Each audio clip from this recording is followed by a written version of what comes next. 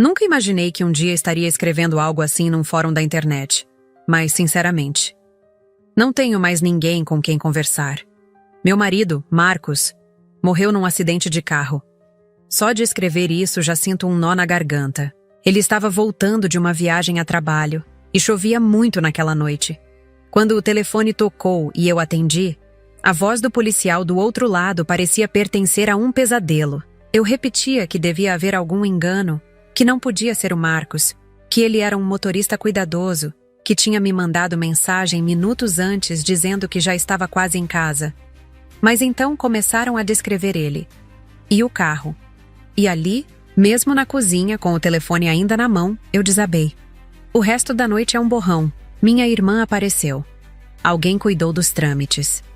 Alguém escolheu o caixão. De repente, eu estava em um velório que parecia não me pertencer, olhando para um caixão fechado porque o impacto tinha sido forte demais. Flores que ele teria odiado cobriam tudo. Pessoas que eu mal reconhecia vinham até mim com frases prontas sobre o quanto ele era um homem bom. Eu só ouvia ruídos. Minha mente não estava ali. Estava na nossa última conversa, no último beijo, tentando lembrar se eu tinha dito que o amava antes dele sair pela porta. Foi nesse estado de torpor que o irmão dele, Ricardo, se aproximou. Sempre tive uma sensação esquisita perto dele, mas nunca soube explicar. Achei que talvez ele também estivesse arrasado, então permiti o abraço. Mas ele segurou por tempo demais, forte demais.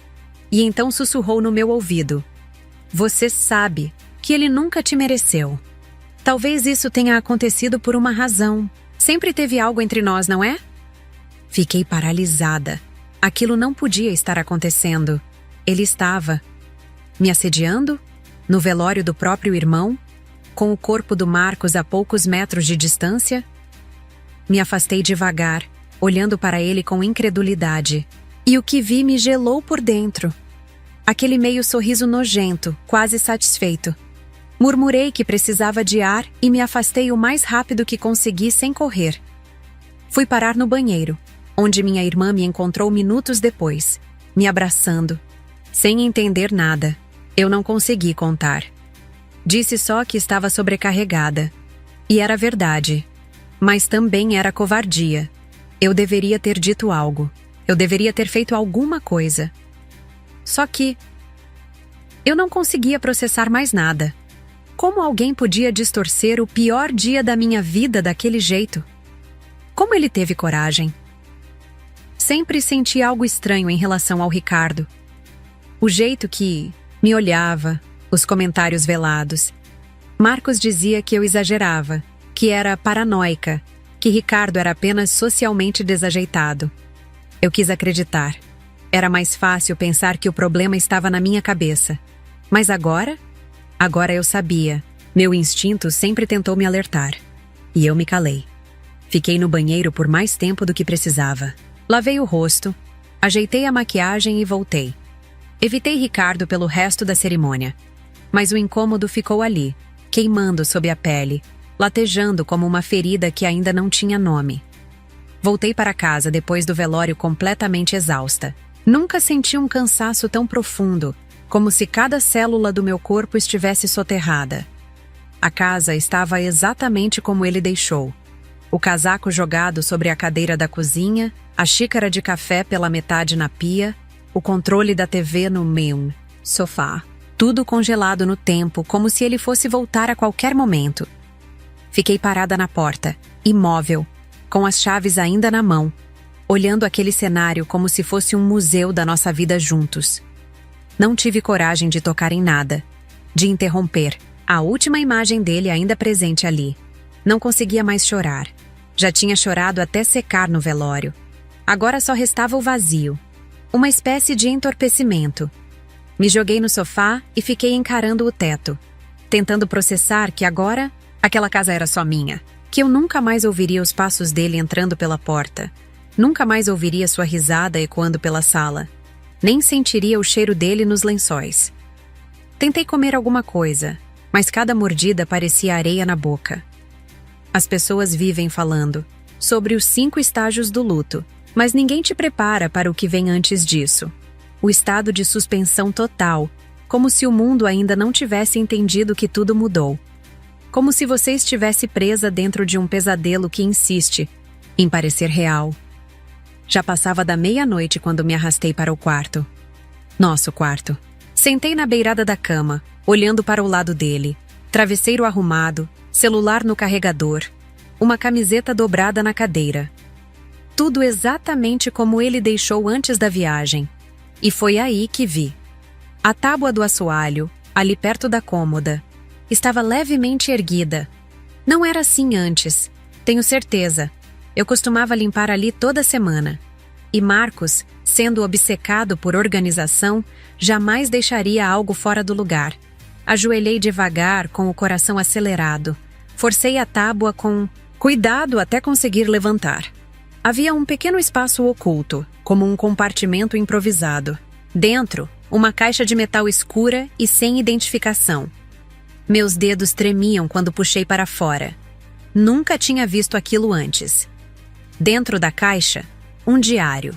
E uma carta com o timbre do escritório de advocacia que cuidava dos negócios dele. Aquilo não era normal. Não era um esconderijo comum. Era deliberado. Se ele escondeu, é porque não queria que eu soubesse. Fiquei um tempo ali, ajoelhada, só olhando para o diário como se ele fosse um objeto sagrado. Ou perigoso. Eu não queria invadir a privacidade dele. Mesmo agora. Mesmo depois. Mas alguma coisa dentro de mim gritava que eu precisava ler. Abri nas primeiras páginas. Eram apenas anotações rotineiras, listas de tarefas, reflexões sobre o trabalho. Normais, quase entediantes, mas, à medida que fui avançando, algo começou a mudar no tom. E então veio o frio na barriga, um arrepio na espinha, porque na metade do diário, ele começou a escrever sobre mim. E nada do que eu lia fazia sentido com o homem que achei, que conhecia. As primeiras entradas no meio do diário começaram a me fazer sentir desconfortável. Marcos escrevia sobre mim, mas não de um jeito carinhoso como eu esperaria. Ele dizia coisas como: cada dia é mais difícil manter as aparências, e ela acredita em tudo que eu digo, é quase patético. Senti meu estômago revirar. Continuei lendo, esperando encontrar alguma explicação, algo que me mostrasse que eu estava interpretando errado. Mas ficava pior a cada página. Ele descrevia nosso casamento como uma fachada conveniente. Dizia que se sentia sufocado e preso. Falava de brigas que tivemos como se fossem nada. Problemas que eu achava que tínhamos resolvido.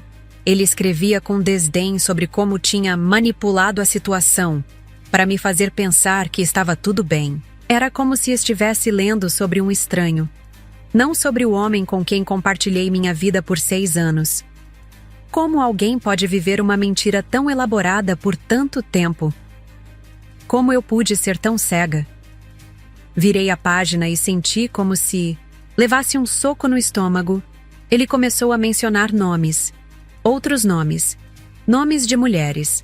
A primeira era apenas mencionada como C. Encontros em hotéis, mensagens secretas, presentes, datas precisas, algumas coincidindo com viagens de trabalho. Depois veio uma tal de Aline, que apareceu poucas vezes. E então, mais frequentemente, alguém chamada B. Com ela, ele parecia ter uma conexão mais profunda. B me entende de verdade. Com ela, não preciso fingir quem sou. Sonhei de novo. Em largar tudo e começar de novo com B. B me disse que está disposta a esperar o tempo que for necessário. As palavras se embaralhavam na minha frente enquanto eu tentava respirar. Meu marido, o homem que jurou me amar até que a morte nos separasse, tinha uma vida inteira que eu desconhecia. Uma vida em que eu era apenas um inconveniente, um obstáculo. Eu queria gritar, queria quebrar tudo, queria acordar e descobrir que isso era só um pesadelo ainda pior do que o que eu já estava vivendo. Mas o diário era real, a caligrafia era dele, os detalhes eram específicos demais para serem invenção. E ainda tinha a carta do advogado. Com as mãos tremendo tanto que mal conseguia segurar o papel, Abri o envelope e comecei a ler. A carta começava de forma fria e direta. A senhora Fernanda Santos. Caso esteja lendo esta correspondência, significa que o senhor Marcos Santos veio a falecer e, conforme instruções deixadas em seu testamento, devo informá-la sobre certos arranjos financeiros. Meu nome parecia estranho ali, formal demais, como se eu fosse uma estranha qualquer, não a esposa. O advogado, um tal de Dr. Mendes que eu nunca tinha ouvido falar, explicava que Marcos mantinha uma segunda conta bancária em um banco diferente do nosso. Uma conta que eu não fazia ideia que existia. O saldo? Quase R$600 mil. Dinheiro que eu nunca soube que tínhamos. E o pior, conforme o testamento, metade desse valor iria para uma beneficiária chamada Bianca, descrita como dependente. Quem diabos era Bianca? O Dr. Mendes prosseguia explicando que eu receberia a outra metade, como se isso fosse algum tipo de consolo, como se isso apagasse a traição. A carta terminava dizendo que ele lamentava as circunstâncias e que estava à disposição para esclarecer quaisquer dúvidas. Dúvidas? Eu tinha muito mais que dúvidas. Tinha um furacão dentro do peito destruindo tudo o que eu acreditava ser verdade. Sentei no chão, com o diário e a carta espalhados ao meu redor. Não conseguia mais chorar. Era como se tivesse secado por dentro. Bianca. B. A mesma pessoa, obviamente. Mas quem era ela? Comecei a revirar minha memória, tentando lembrar se Marcos já tinha mencionado alguém com esse nome. Nada. Talvez fosse alguém do trabalho? Uma colega? Peguei meu celular e comecei a procurar o nome dele com Bianca nas minhas redes sociais, nos meus e-mails, em qualquer lugar que pudesse ter uma pista. Não encontrei nada, o que só me deixou mais frustrada. Então tive uma ideia. Fui até o computador dele no escritório. Nunca tinha mexido nele antes. Sempre respeitei o espaço dele. Confiei nele. Que ironia. A senha era fácil. A mesma que usava para tudo. O dia do nosso aniversário de casamento, seguido do meu nome. Pelo menos isso não era mentira. Quando a tela inicial apareceu, não sabia nem por onde começar. Abri os e-mails, as pastas de documentos, o histórico de navegação. Foi quando notei uma pasta escondida nas imagens chamada simplesmente Família. Uma pasta que eu nunca tinha visto antes. Cliquei na pasta e, no mesmo instante, senti meu mundo desabar de vez. Dezenas de fotos. Marcos com uma mulher loira, bonita, sorridente. Marcos com a mesma mulher e uma criança pequena. A criança parecia ter uns 4 ou 5 anos. Uma menina de cabelos cacheados e olhos claros, assustadoramente parecidos com os dele. Eles pareciam felizes. Felizes de um jeito que eu nunca tinha visto em nossas próprias fotos.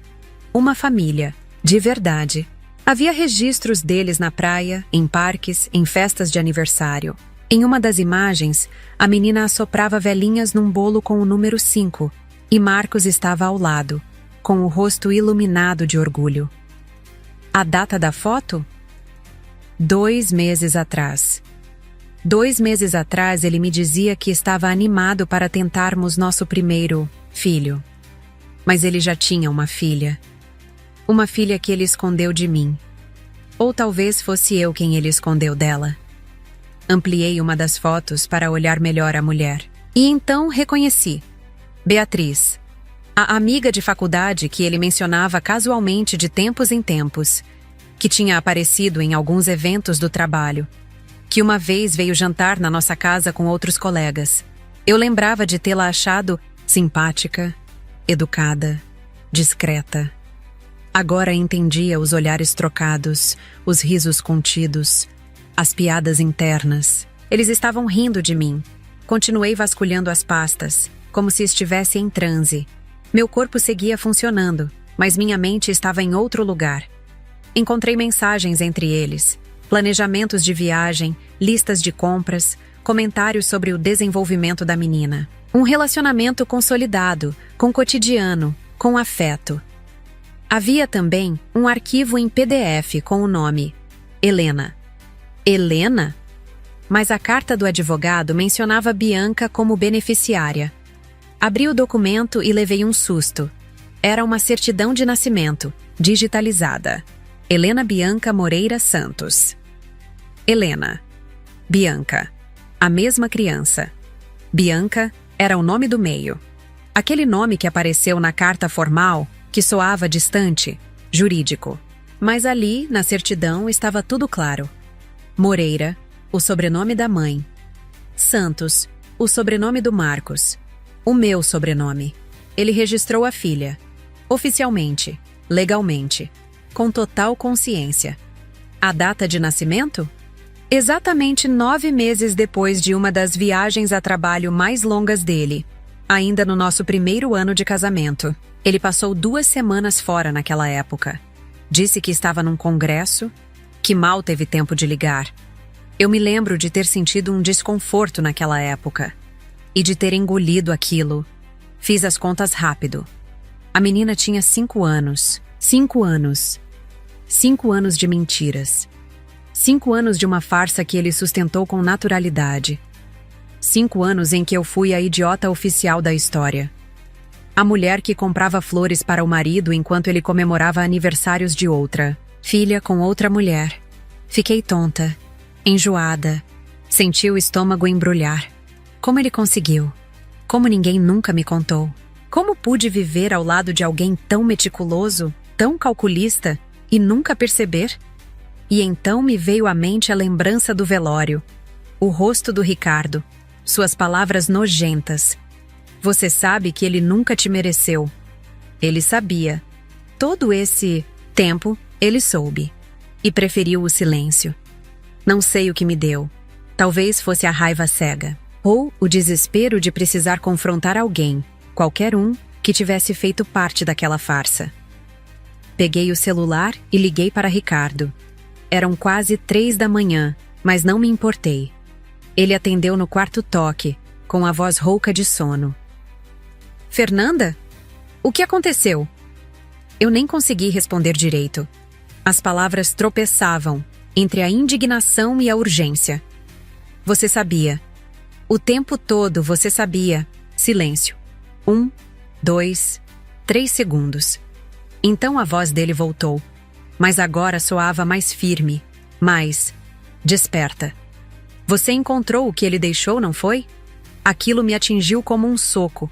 Então era isso. Não era só um segredo entre Marcos e Beatriz. Todos sabiam. Todos estavam no teatro. E talvez o próprio Marcos tivesse orquestrado essa revelação pós-morte. Como quem deixa uma bomba relógio programada para explodir só depois que não pode mais ser atingido. Por quanto tempo, Ricardo? Por quanto tempo você soube que seu irmão tinha outra família? Que ele tinha uma filha? Que ele me enganava na cara dura enquanto todo mundo aplaudia de pé?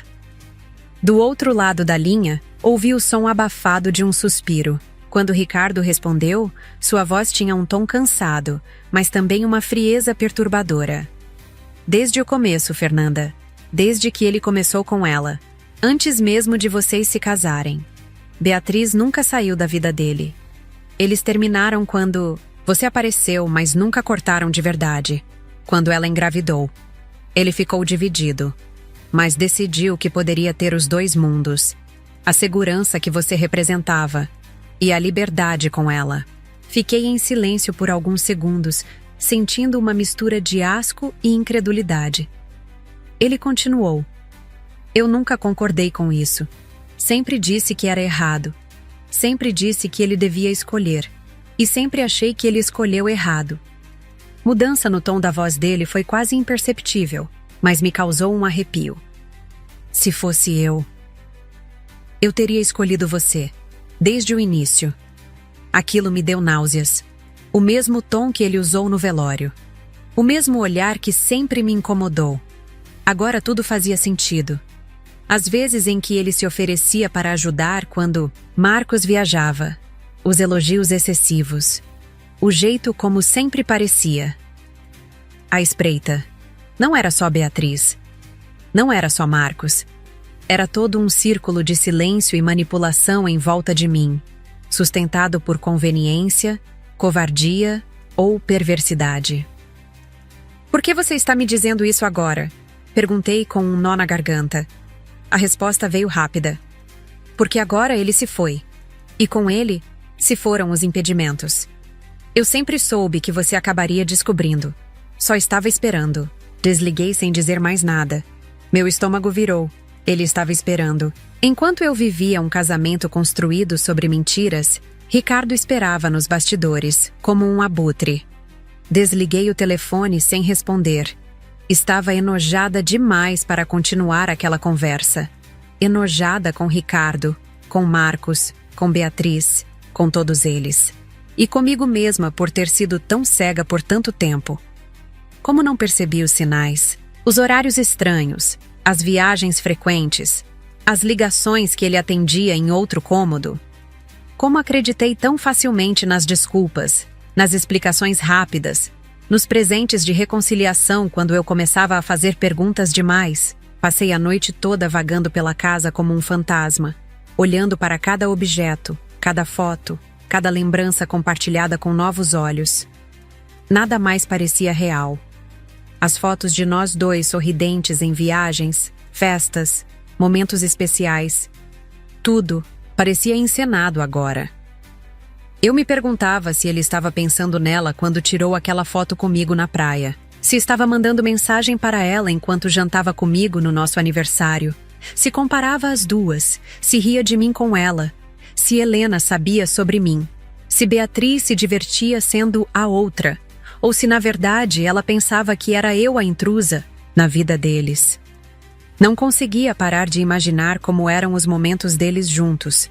Se ele era mais feliz com elas do que comigo. Se o sorriso dele era mais genuíno quando estava com a filha. Quando o sol começou a nascer, eu estava sentada no chão da sala, cercada por fotos do nosso álbum de casamento que tinha arrancado e espalhado. 6 anos de vida jogados fora. 6 anos acreditando num homem que mal conhecia. Eu não tinha ideia do que fazer a seguir. Deveria confrontar Beatriz? Conhecer Helena? Contar para todo mundo a verdade sobre o homem bom que eles choravam no velório? Ou simplesmente aceitar minha parte da herança e seguir em frente, fingindo que nunca? Descobri nada?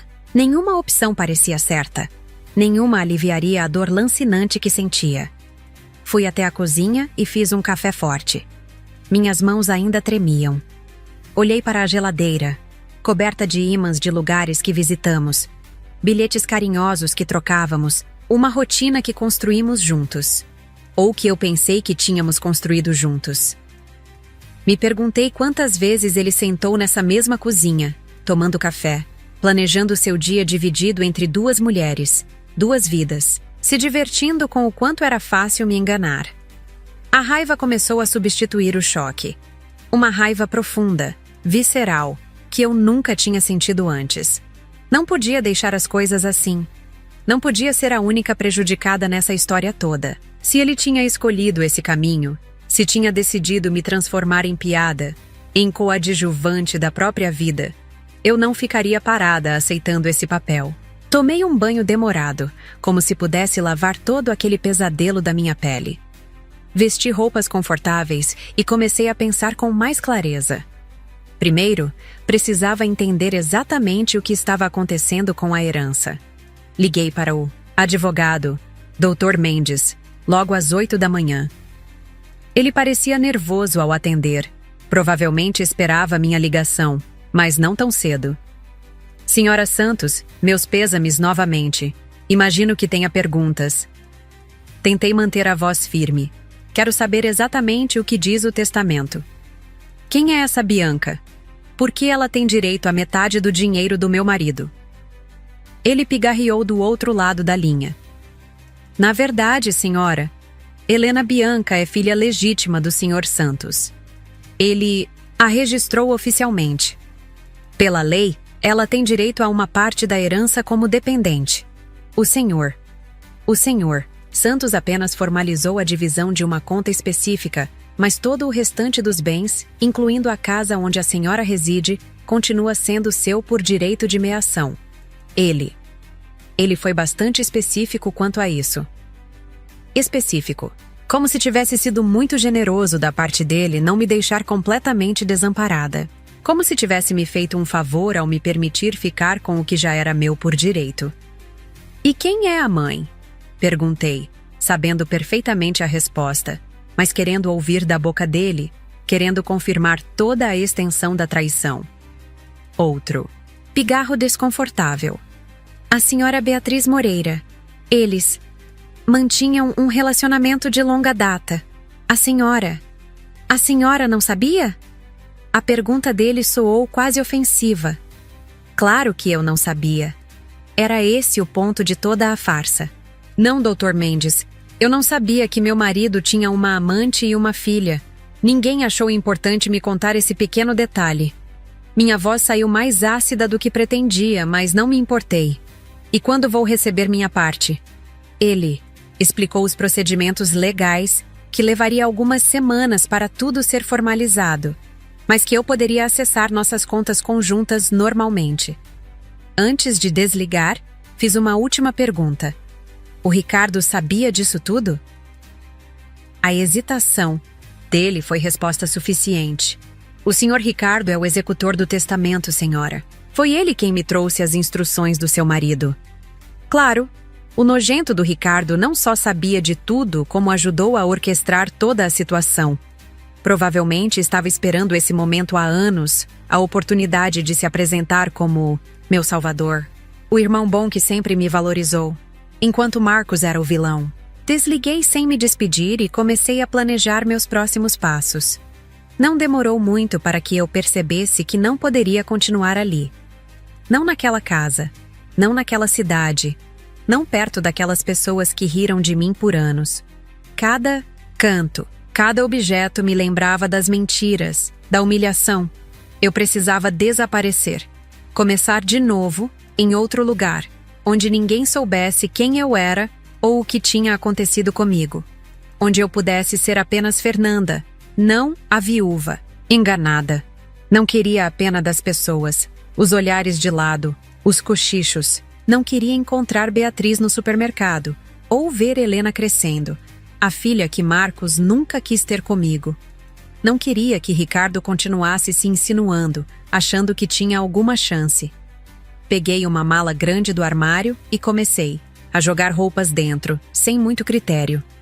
Documentos importantes. Algumas joias da minha mãe. O mínimo necessário para recomeçar.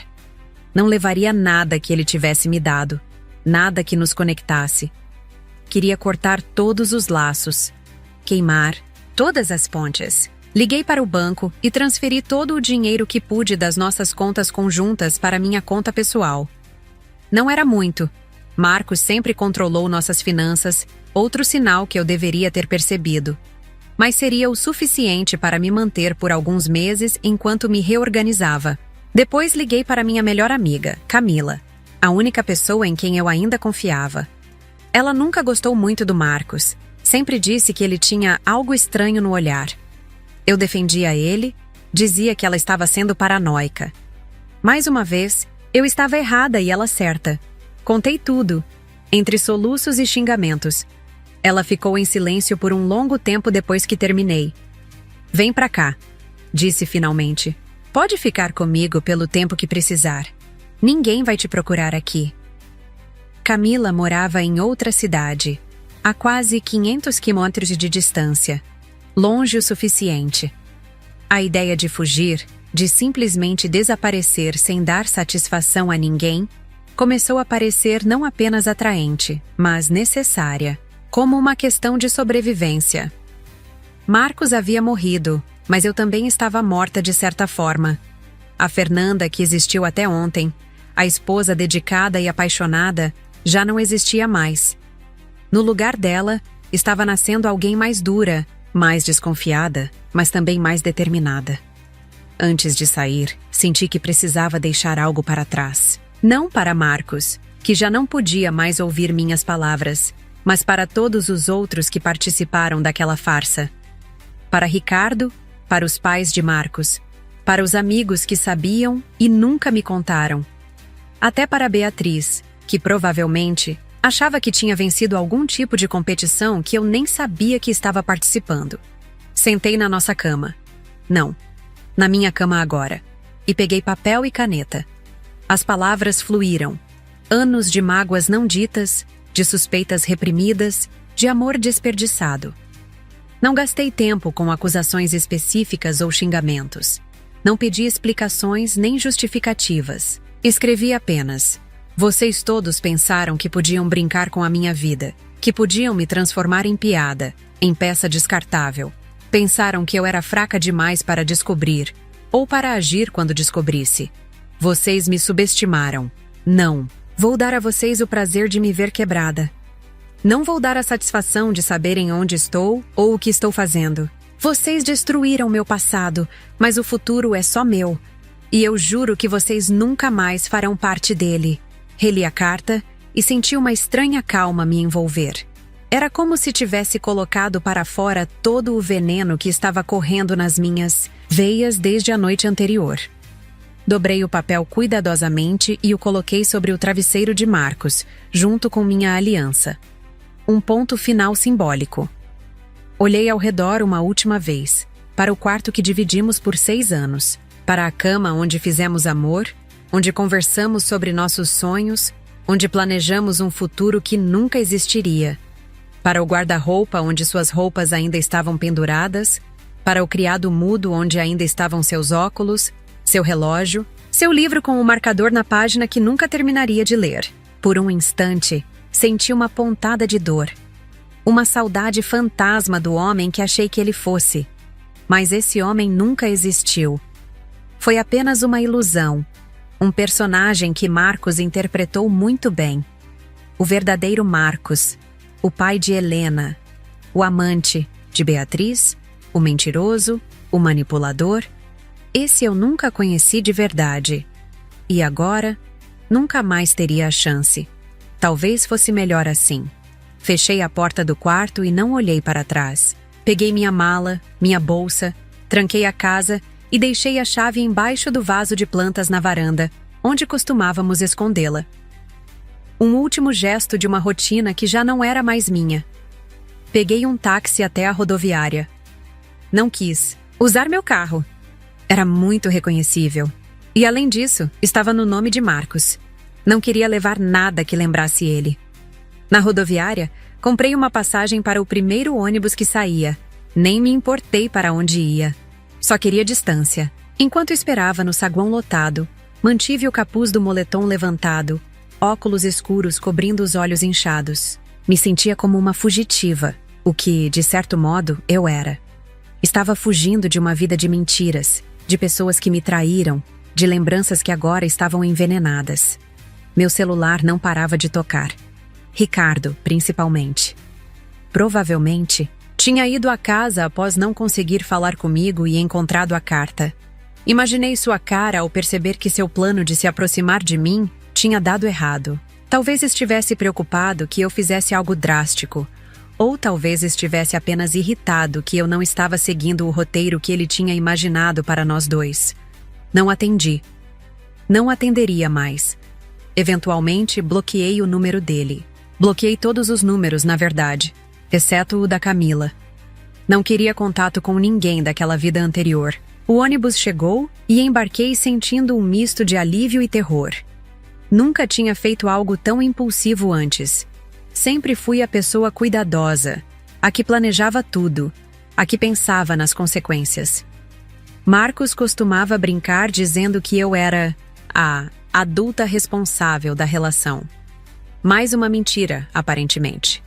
Ele era quem tinha uma vida dupla meticulosamente organizada, enquanto eu era a tola que acreditava em promessas vazias.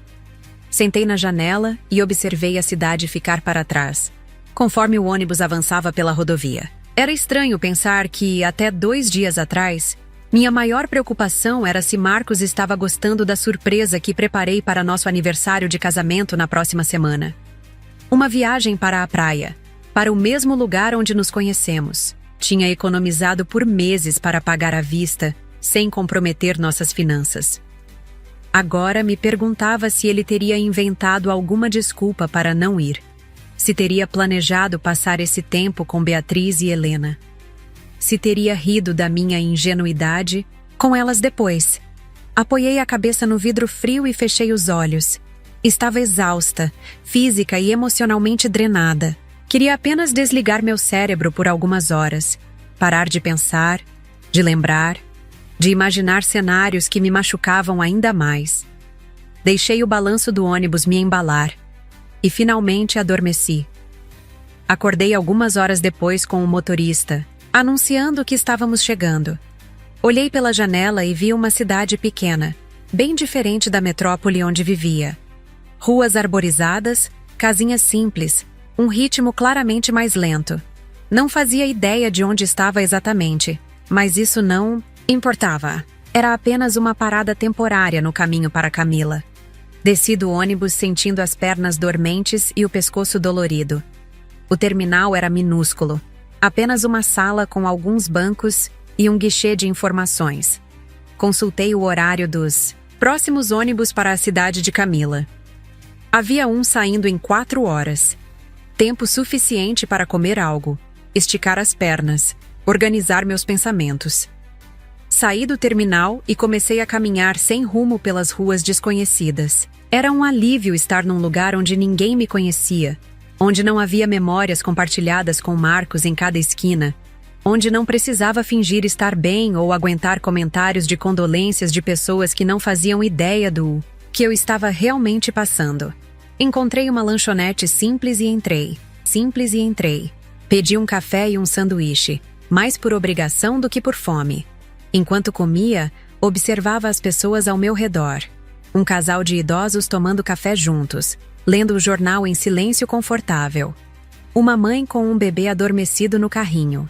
2 adolescentes rindo de algo no celular. Vidas normais, rotinas simples. Me perguntei se algum deles também escondia segredos obscuros. Se aquele senhor de aparência tão gentil também tinha uma segunda família em outra cidade.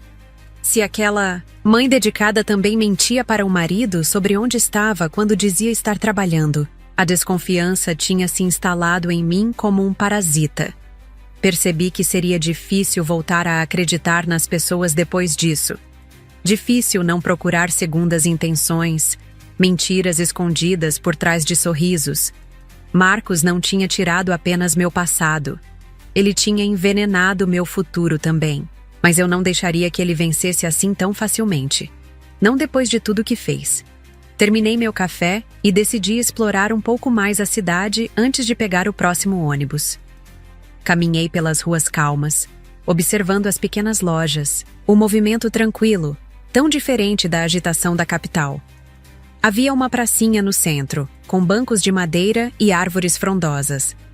Sentei em um deles e respirei fundo. O ar parecia diferente aqui, mais limpo de alguma forma. Ou talvez fosse apenas a ausência do peso das mentiras que eu carregava há tanto tempo sem saber. Pela primeira vez desde que recebi a notícia da morte de Marcos, senti algo parecido com paz. Não felicidade, nem de longe, mas uma certa calma. Como se no meio desse caos todo, eu tivesse encontrado um momento de clareza. Eu sobreviveria a isso. Não seria fácil, não seria rápido, mas eu sairia do outro lado. Voltei para o terminal com tempo de sobra. Comprei uma revista para me distrair durante a viagem, mas acabei apenas folheando as páginas sem realmente ler. Minha mente continuava voltando para tudo que descobri, para a vida dupla de Marcos, para a existência de Helena. Me perguntava como seria essa menina, se tinha o mesmo sorriso torto do pai, a mesma covinha no queixo, se ele a amava de verdade, ou se ela também era apenas parte da encenação. A raiva que sentia antes começava a dar lugar a um sentimento mais complexo. Não era mais apenas sobre Marcos e suas mentiras, mas sobre tudo que eu tinha perdido. Os anos desperdiçados, a confiança destruída, os sonhos que nunca se realizariam. Eu queria ter um filho com ele. Queria envelhecer ao lado dele. Queria construir uma vida que, agora eu sabia, nunca foi real. O anúncio do meu ônibus me arrancou desses pensamentos sombrios. Peguei minha mala e me dirigi à plataforma. Em poucas horas estaria com Camila. A única pessoa que ainda restava do meu passado em quem eu podia confiar. O resto eu deixaria para trás, como cinzas de um incêndio que destruiu tudo que eu conhecia. Cheguei à cidade de Camila já de noite. Ela me esperava na rodoviária, os olhos cheios de preocupação. Quando me viu, correu para me abraçar, e foi só então que desabei de vez. Chorei como não tinha chorado desde que tudo começou, soluçando, em seus braços no meio da rodoviária, sem me importar com os olhares curiosos. Ela não disse nada, apenas me segurou firme, passando a mão pelos meus cabelos como fazia quando éramos adolescentes, e eu chorava por algum garoto idiota que tinha partido meu coração. Só que dessa vez não era um coração partido. Era um coração completamente despedaçado, irreconhecível. Quando finalmente consegui me acalmar, ela pegou minha mala e me conduziu até o carro. No caminho para seu apartamento, ela não me encheu de perguntas nem tentou me confortar com frases feitas. Apenas ligou o rádio num volume baixo e dirigiu, em silêncio, me dando o espaço que eu precisava. Era por isso que ela era minha melhor amiga. Ela sempre soube quando falar e quando apenas estar presente. O apartamento de Camila era pequeno, mas aconchegante. Um sofá-cama já estava preparado, para mim na sala. Fiz um jantar simples, ela disse. Mas se não estiver com fome, pode deixar para amanhã. Eu não comia direito há dias, mas a ideia de sentar à mesa, de fazer algo tão normal quanto jantar, parecia estranha demais. Só quero tomar um banho e deitar, respondi. Ela assentiu e me mostrou onde ficavam as toalhas. Fiquei um tempo absurdo debaixo do chuveiro, como se a água pudesse levar embora não apenas a sujeira da viagem, mas também as marcas invisíveis que toda aquela experiência tinha deixado em mim. Quando saí, vestida com um pijama emprestado de Camila, ela estava sentada no sofá com 2 xícaras de chá. Não vou te forçar a falar sobre isso, ela disse enquanto me entregava uma das xícaras. Mas quando quiser, estou aqui. Tomamos o chá em silêncio, assistindo a um programa qualquer na TV. A normalidade da cena era reconfortante de um jeito que eu não esperava. Por algumas horas, consegui fingir que estava apenas visitando uma amiga, que nada de terrível tinha acontecido, que minha vida não tinha implodido em milhares de pedaços impossíveis de juntar novamente. Os primeiros dias na casa de Camila passaram em um borrão. Eu dormia muito, às vezes quase o dia inteiro. Quando estava acordada, ficava deitada olhando para o teto ou sentada na pequena varanda do apartamento, observando o movimento da rua abaixo. Camila ia trabalhar durante o dia, mas deixava comida pronta, bilhetes carinhosos, às vezes uma flor que colhia no caminho. Ela não me pressionava, não exigia que eu reagisse, que superasse, que seguisse em frente. Simplesmente deixava que eu processasse tudo no meu próprio ritmo. À noite, quando voltava, às vezes sentávamos juntas na varanda, dividindo uma garrafa de vinho barato. Foi numa dessas noites, depois de quase uma semana de silêncio, que finalmente comecei a falar. Contei tudo, cada detalhe sórdido, cada mentira descoberta, cada peça do quebra-cabeça que foi se encaixando para revelar a verdadeira face de Marcos. Falei sem parar por horas, esvaziando não apenas a garrafa de vinho, mas também todo o veneno que estava acumulado dentro de mim. Camila ouviu tudo sem interromper. Quando terminei, já era quase madrugada, e minha voz estava rouca de tanto falar. Esse filho da puta! Foi tudo que ela disse depois de um longo silêncio. Não tentou relativizar, não buscou o lado positivo, não sugeriu que talvez houvesse uma explicação. Apenas confirmou o que eu já sabia, que tinha sido vítima de um homem cruel e manipulador, que tinha perdido anos da minha vida numa relação baseada em mentiras. Era exatamente o que eu precisava ouvir.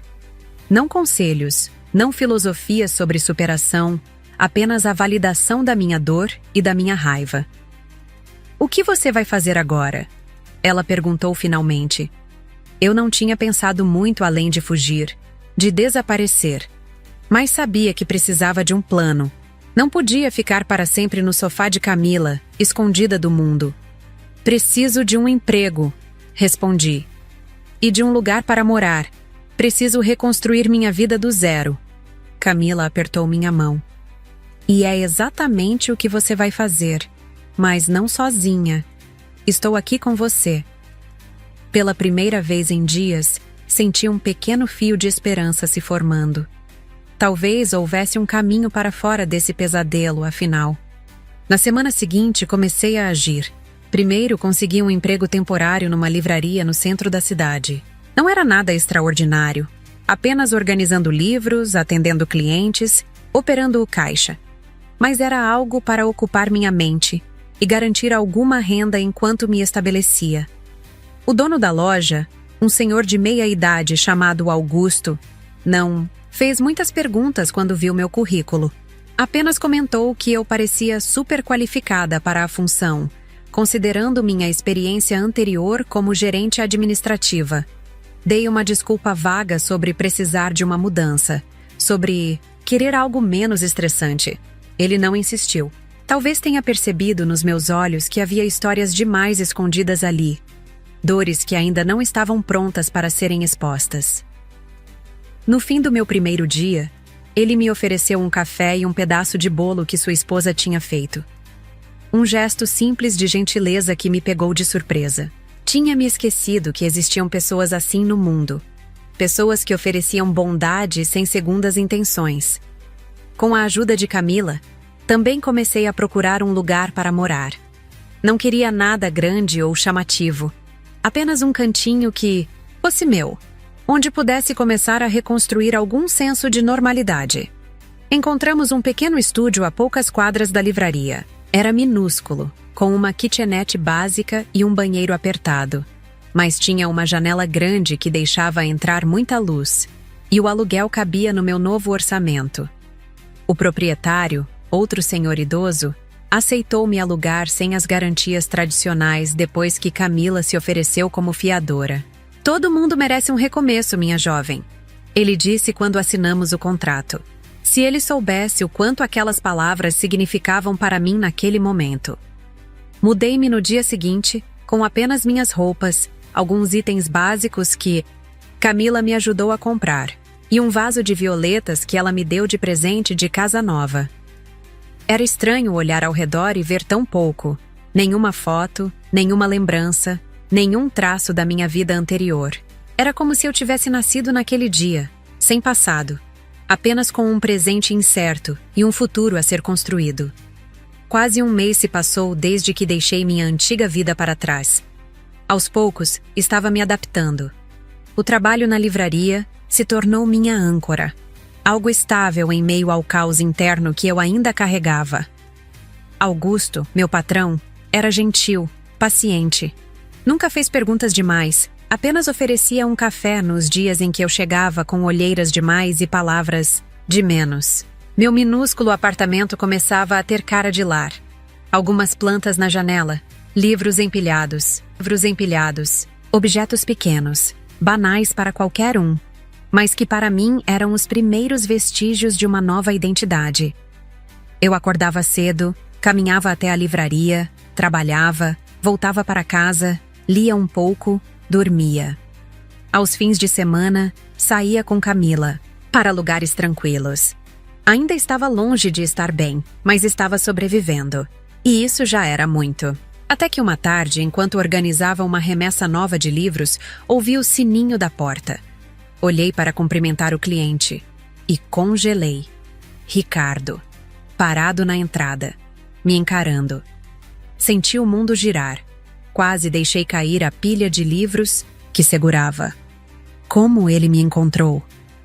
Entrei em pânico por dentro, mas por fora, me forcei a manter uma aparência neutra. A livraria tinha outros clientes naquele momento, o que me impediu de surtar. Ou talvez tenha me protegido. Ricardo caminhou até o balcão com calma, como se estivesse entrando numa cafeteria qualquer. Estava visivelmente mais magro, com olheiras fundas. Mas o sorriso. O sorriso era o mesmo que ele usou no velório. O mesmo que me deu náuseas. "Fernanda!" Ele disse como se fosse um velho conhecido me reencontrando por acaso.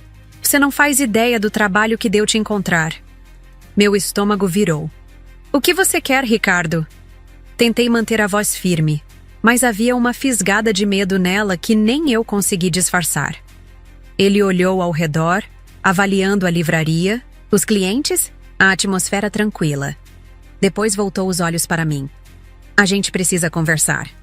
Sobre o testamento, sobre a carta que você deixou. Sobre tudo isso que você acha que entendeu, mas não entendeu. Eu não tenho mais nada para falar com você. Segurei o livro nas mãos com força, como se aquilo pudesse me proteger. Por favor, vá embora. Ele deu um passo à frente, um só. Suficiente para me fazer recuar instintivamente. Você não entende, Fernanda. As coisas não são como você pensa. Tem muita coisa que ficou de fora. Coisas que você precisa saber. Sobre o Marcos, sobre a Beatriz, sobre a Helena. O nome da menina me travou por dentro. Helena. Ele percebeu meu silêncio como um predador farejando o ponto fraco. O tom dele mudou. Menos autoritário, mais sutil. Eu não vim aqui para brigar. Eu só. Achei que você merecia saber a verdade inteira. Tem mais gente mentindo do que você imagina. E a Beatriz? Bem, ela não é quem você pensa que é. A forma como ele disse aquilo parecia ensaiada, calculada, fria.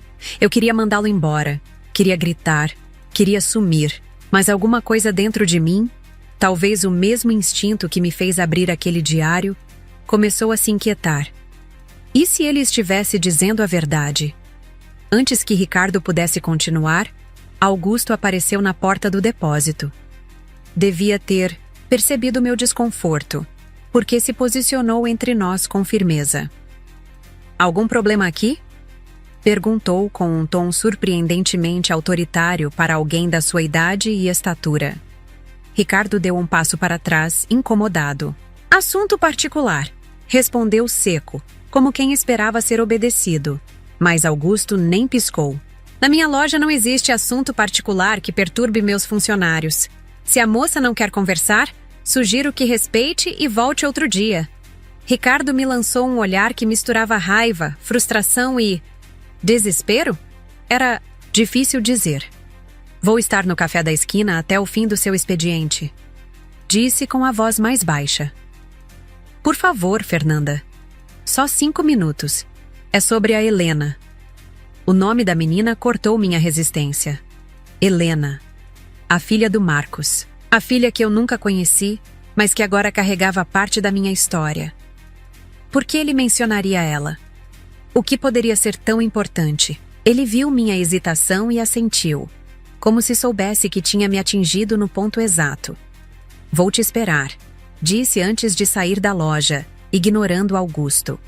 O resto do expediente foi um borrão. Tentei focar nos clientes, nas prateleiras, no caixa. Mas tudo que eu conseguia ouvir era aquele nome ecoando na minha cabeça. Helena. O que mais poderia haver? Não bastava tudo o que já tinha descoberto? Augusto, com sua sensibilidade silenciosa, não fez perguntas. Mas, quando já estava perto do fechamento, se aproximou com gentileza. Seja lá quem for esse sujeito, não me parece confiável. Quer que eu te acompanhe? Agradeci o cuidado, mas recusei. Essa conversa era uma ferida que eu precisava abrir sozinha. Quando finalmente saí da livraria, lá estava ele. Sentado numa mesa no café da esquina, mexendo nos dedos como quem tenta conter algo que quer explodir. Me aproximei com passos calculados e me sentei à sua frente, mantendo uma distância segura. 5 minutos, disse sem rodeios. Ricardo assentiu e tirou um envelope do bolso interno do paletó. Beatriz está contestando o testamento. Quer mais do que a metade da conta. Quer a casa, os investimentos, tudo. Está alegando que Marcos pretendia reverter tudo para ela e que você só ficou com a parte porque agiu rápido demais. Senti um frio percorrer meu corpo. Não era o medo de perder bens. Eu já tinha perdido o que mais importava. Era o desrespeito. Final, a tentativa de apagar até o pouco que me restou. Ela pode ficar com tudo, retruquei firme. Eu não quero nada que me lembre dele. Mas Ricardo balançou a cabeça lentamente. Não é só sobre o dinheiro, Fernanda. Ela está falando de você, dizendo que você sabia da existência da filha, que concordava com o acordo entre eles, que fingia ser a esposa enganada só para tirar vantagem. Está dizendo que você era cúmplice. E depois ficou gananciosa. Aquilo me tirou o ar. Era mais do que calúnia. Era uma inversão total da realidade. Ela está dizendo que você queria tudo para você, que agora está fugindo para não encarar as consequências. Minhas mãos estavam fechadas em punho sobre a mesa. Nem percebi. Ela está criando uma história onde você é a vilã, Fernanda. E o pior. Ele hesitou por um segundo. É que tem gente disposta a acreditar. O mundo girava ao meu redor. A última cartada deles. Primeiro me traíram. Depois me descartaram. E agora queriam apagar até minha dor. Reescrever a história com eles como vítimas. Fechei os olhos por um segundo. Respirei fundo. Eu achava que já tinha perdido tudo. Mas ainda havia algo que eles queriam arrancar de mim. A verdade. E dessa vez, eu não deixaria.